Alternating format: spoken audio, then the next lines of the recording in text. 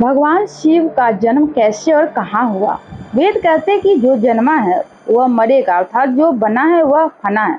वेदों के अनुसार ईश्वर या परमात्मा अजन्मा, अप्रकट, निराकार, निर्गुण और निर्विकार है। अजन्मा का अर्थ जिसने कभी जन्म नहीं लिया और जो आगे भी जन्म नहीं लेगा।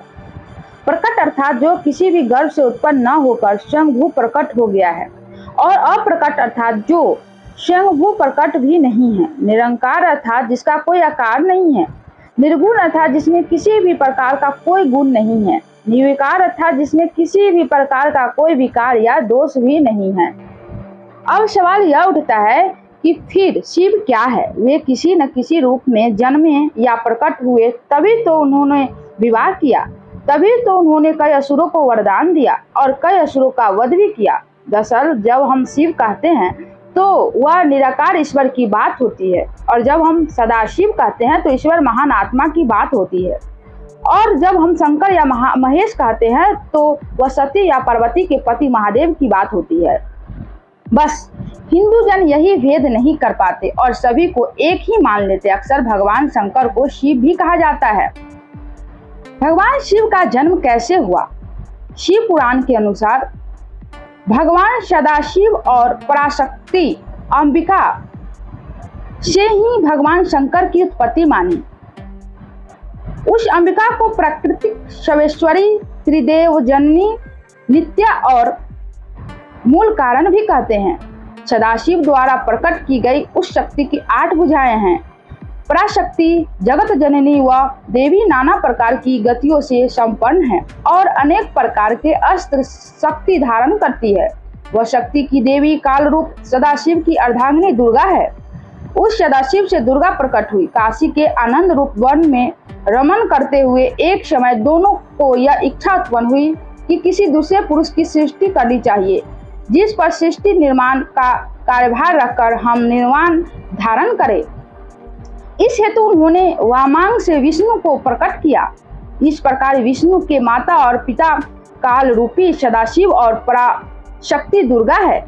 विष्णु को उत्पन्न करने के बाद सदाशिव और शक्ति ने पूर्ववत प्रयत्न करके ब्रह्मा जी को अपने दाहिने अंग से उत्पन्न किया और तुरंत ही उन्होंने विष्णु के नाभि कमल में डाल दिया। इस प्रकार उस कमल के पुत्र के रूप में हिरण्यगर्भ का जन्म हुआ।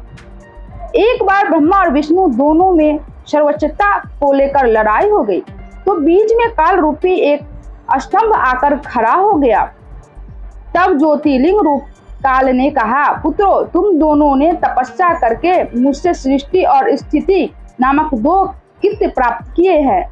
इसी प्रकार मेरे विभूति स्वरूप रुद्र और महेश्वर ने 2 अन्य उत्तम कृत्य, संहार और तिरोभाव, मुझसे प्राप्त किए हैं, परंतु अनुग्रह नामक दूसरा कोई कृत्य पा नहीं सकता। रुद्र और महेश्वर दोनों ही अपने कृत्य को भूले नहीं हैं, इसलिए मैंने उनके लिए अपनी समानता प्रदान की है।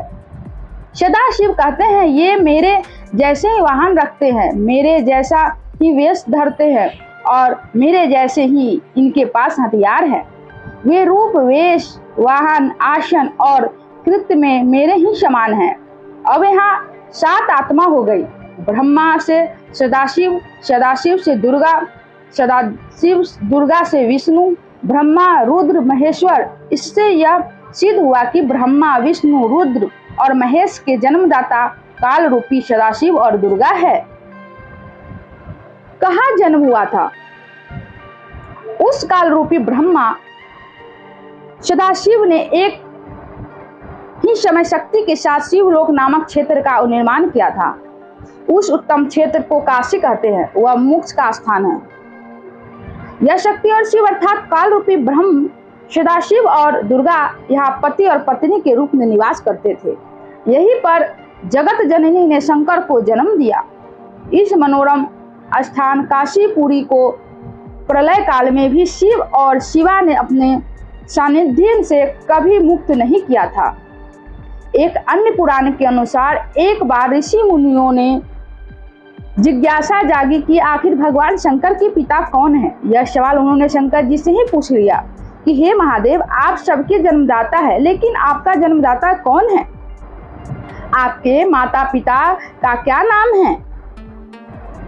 इस प्रश्न का उत्तर देते हुए भगवान शिव ने कहा, हे मुनिवर, मेरे जन्मदाता भगवान ब्रह्मा है। मुझे इस सृष्टि का निर्माण करने वाला भगवान ब्रह्मा ने जन्म दिया है।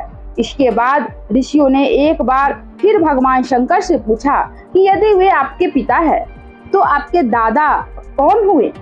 तब शिव ने उत्तर देते हुए कहा कि इस सृष्टि का पालन करने वाले भगवान श्री हरि अर्थात भगवान विष्णु ही मेरे दादाजी है।